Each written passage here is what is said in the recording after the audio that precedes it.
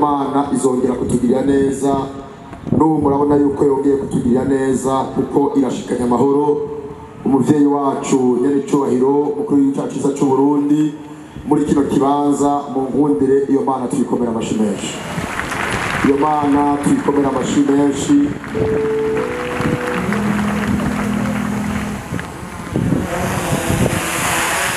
Imana yakoze biriya naho yagiye n'ubizongera n'ubirondeye umuvyeyi wacu arashitse muri kino kibanza amahoro ari kumwe n'umutambukanyi wiwe mama Burundi mu nkundire iyo n'ubizongera n'ubirondeye umuvyeyi wacu arashitse muri kino kibanza amahoro ari kumwe n'umutambukanyi wiwe mama Burundi mu nkundire iyo Mana tuyikomera amashi menshi. Nashaka nsabe igihugu cyarara c'Imana kiri ngaha abemera muri Kristo n'abemera mu Mana imwe rudende duha amashi menshi nyir'icyubahiro mukuru w'igihugu cyacu n'umuryango wiwe n'umutambukanyi wiwe kuri imyaka 5 ayoboye iri hanga ry'abarundi. Imbere yuko nshikiriza inyigisho nyezina nashaka kuvuga ikintu cyasunitswe na mutima mweranda yambwiye ngo ndagihereko. Ikintu nashaka kuvuga ni kimwe nuko ikigo cy'u Burundi Imana yagezagiye mu gufasha bene gihugu muri ya ntwaro ibavako ikabasubirako bakitorera nyir'icyubahiro Evariste Ndayishimiye alias Neva.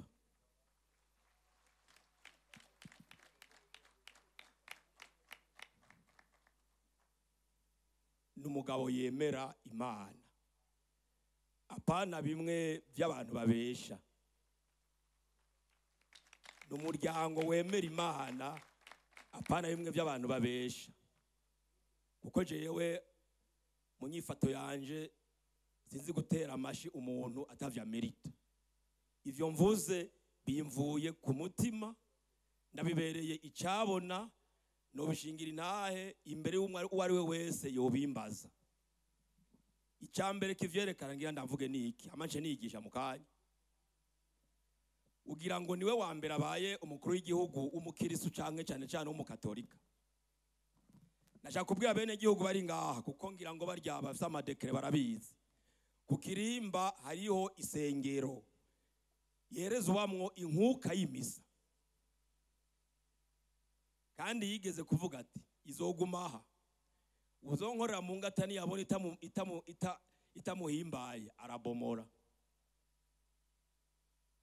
Uwo niwe dufise uyu munsi yahisemwo iki kivuga kivuga ngo ese igihugu cy'u Burundi cyari gicitse icy'abahanuzi. Mu nkundire nkuko twabyumvise muri iki gisomwa turazi neza ko umukristo na cyane cyane uwabatijwe wese afise ingabirano zitatu atorana. Uwatijwe aba umwami, aba umusaserdoti, akaba umuhanuzi. Hazwe kumenya gusa ingene ivyo bintu bitatu tubishira mu ngiro nk'abantu baba barabatijwe. Uwabatijwe n'umwami, n'umusaserdoti kandi n'umuhanuzi. Bivuga ko ikicivugo cy'uyu munsi nibikorane bikurikirana nibaza ko ari nk'ikibazo twokiba tuti mbega none turangura gute yangabirano y'ubuhanuzi duhabwa mwibatisimu. Muri igisomwa cy'igitabo cy'iharura kiza gusa mbere n'igitabo cy'ihunguka gisa n'ibi bitabo bitanu bitira ko ari Musa yoba yaravyanditse, turabona paradoxe zibiri. Hariho abantu 70 Musa yahamagaye kandi mwabo 72 bagumye mu ikambi barimwo, mugabo ntibaza. Musa yari afise intumbero yo kubashikiriza ubutumwa kugira ngo bamufashe nabo gusohora iki gihugu c'Imana. Maze rero nk'uko Imana isanzwe yikorera, ica kuri Musa imuha mutima mweranda, nawe umutima mweranda agwa kuri babandi na bamwe bari basigaye inyuma. Mutima mweranda abagwako kugira ngo ntibaze bateshe urugamba abandi bari kumwe. Uko niko Imana ikora. Mu rugendo rw'Abanyisirayeli ariko tubona muri iki gitabo cy'iharura, rwabaye runini, mugabo ikigabane na cyane cyane ikigabane duriko turazirikana kitwereka ko Imana ari umwizigirwa mu rugendo rw'abantu, ko naho abantu rimwe rimwe tuyemukira, Imana iguma ari umwizigirwa. Imana mu gihugu yitoreye yagumye ivyura abahanuzi batari bake baburira igihugu c'Imana kugira ngo barabe yuko isezerano bagiranye n'Imana riko riranguka nk'uko Imana yabishatse. Bamaze no gushika, turabona abahanuzi batari bake: Isaya, Yeremiya, Ozeya, Danieli, Mishe n'abandi. Hari abanditse hari n'abatanditse. Umuhanuzi mukuru tuzi ariwe Musa yafashijwe na mutima w'Imana arayobora igihugu c'Imana, ariko turazi ntiyinjiye mu gihugu c'isezerano. Uyu munsi uri hejuru tworaba neza ko ivyo yari karifuza ko aba bantu baronse mutima w'Imana bomufasha.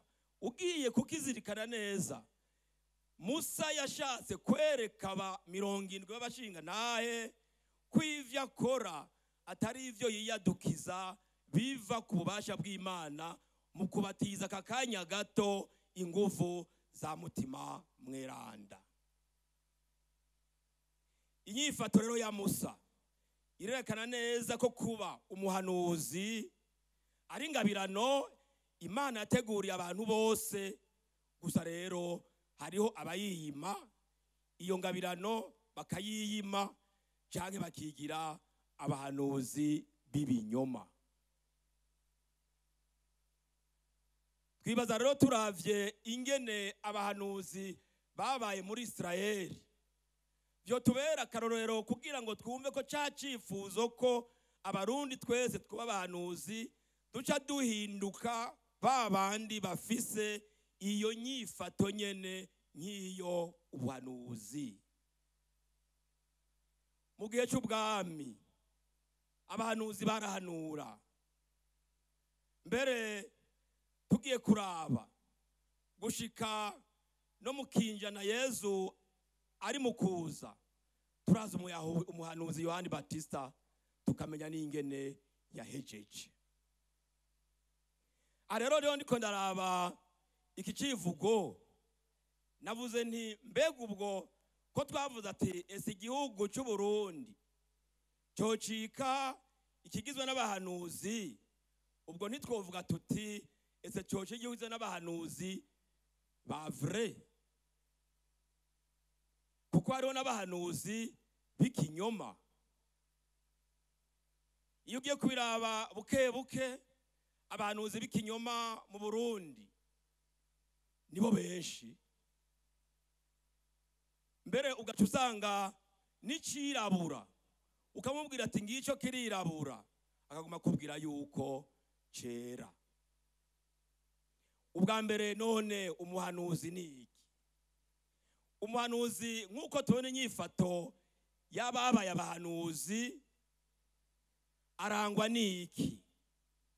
Umuhanuzi mu bisanzwe ni umuhizi w'igihugu. Umutima wiwe ntutiriganishwa n'akaje karamana.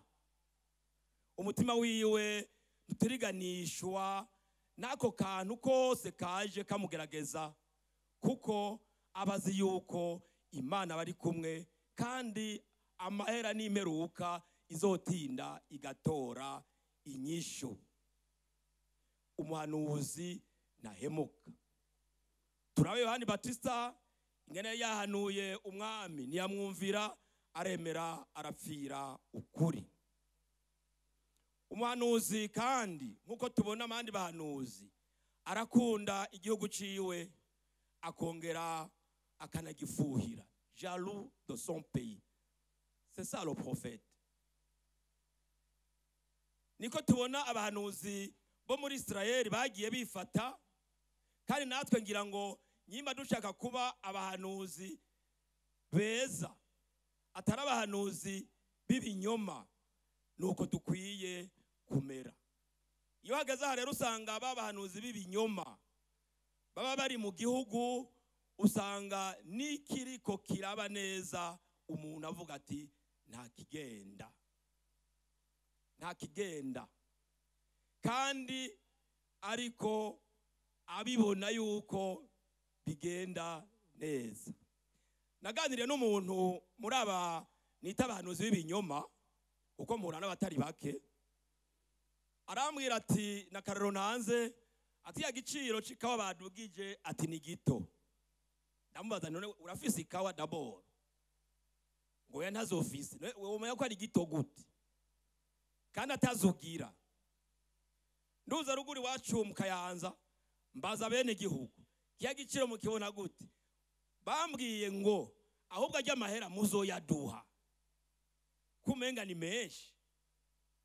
Ndasubira ndahura n'uwo muhanuzi w'ikinyoma, ndamubwira nti nk'igitegwa bita industriel, wewe niko wize, si igitego uharura mu nyungu y'umuntu, ni igitego uharura mu nyungu y'igihugu. Kuko aho yungukira mu ikawa ahungukira ku mwana ari kwishure, kuri rijya barabara ucako, kuri hajya ugenda kwivuza. C'est ça la culture industrielle. Nta pire yeri baho par rapport au cultivateur. Uwo muhanuzi arambwira ngo ndakuzi, ngo nta kundi bari kuvuga, sans argument. Ngabo abahanuzi b'ibinyoma. Nkuko tubona kandi umuhanuzi aremera ko mutima w'Imana ashobora no kururukira ku bandi badasangiye inzira, ashobora no kurukira ku bandi badasangiye idini, ashobora kurukira ku bandi badasangiye, akarurukira no kubagabatanye kugira ngo umutima mweranda w'Imana abahindure nabo babone kubona inzira nziza. Nkuko tubibona kandi umuhanuzi mutima mweranda w'Imana ari wagira abantu twebwe abahanuzi, kuko murazi no mwibatisimu dufashwa na mutima mweranda, ari watanga zangabirano twavuze zitatu, ubusaseredoti, ubwami n'ubuhanuzi. Akoresha uwo mutima w'Imana kugira ngo nibigaba bihinduke. Nkavuga nti rero igihe Uburundi bwose bwohinduka bitwara nk'abahanuzi, Uburundi turimwo niho tuzoshika hahandi tuzi muri yambona kazoza ya 2040 na 2060. Arazi kandi ko mutima w'Imana iyo amaze kumuronka atari propriété privée, ari umuntu asangira n'abandi. Araheza rero uwo mutima uko akorana n'abandi, uwo mutima mweranda ukemera yuko ukamusabira ikigabo gisaba uti mbega ubwo uwo mutima w'Imana niyohinduka, niyohindura n'urya mbona ameze kurya. Amen. Nashaka kwisabira ni bangahe bashaka kuba abahanuzi? Tumama n'ikinoki jewe ndimwo. Bangahe bashaka kuba abahanuzi? Bangahe bashaka kuba abahanuzi?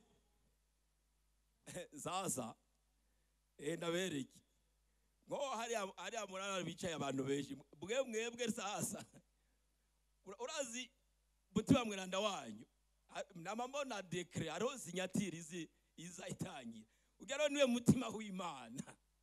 kuko umutima w'Imana bakoresheje umukuru w'igihugu kugira gushire muri rya banga urimwo, ko rero umutima mweranda aba yamuvugiyemwo akagushinga iryo banga kw'izina rya twebwe abene gihugu, uraheza ukarangura iryo banga ufashijwe n'uwo mutima w'Imana yari yafashe yari yoheje ubwo yagusinyiye yuko wowe ikicanye kiriya. Nukuraba rero tuti mbega niko tubikora sawa, ariko tubikora twokwambaza gute uwo mutima nyene w'Imana kugira ngo aduhindure tubikore gutyo. Iyo ugiye kuraba rimwe na rimwe hariho abantu bavuga bati je nibereye umuntu muto iki sinogikora. Hanura nyimba barungisa abapolisi bane mwibarabara ukaba ronse mutima mweranda ukabona uwase bibiri mubwira utisha ivyo bintu si vyiza, ububaye umuhanuzi. Nyimba ubonye umuntu ariko arahiganisha amasoko ukabona atangiye ikaburimbi izoshibomoka mu myaka 2 umubwira utisha iki gihugu ubu umuhanuzi. Aho uri umuhanuzi yemera risk, uzi kutemera risk, uzi kutemera guhamwa, uzi kutemera kwankwa, ntuzopfubaye umuhanuzi, kuko umutima mweranda n'umwanzi w'iki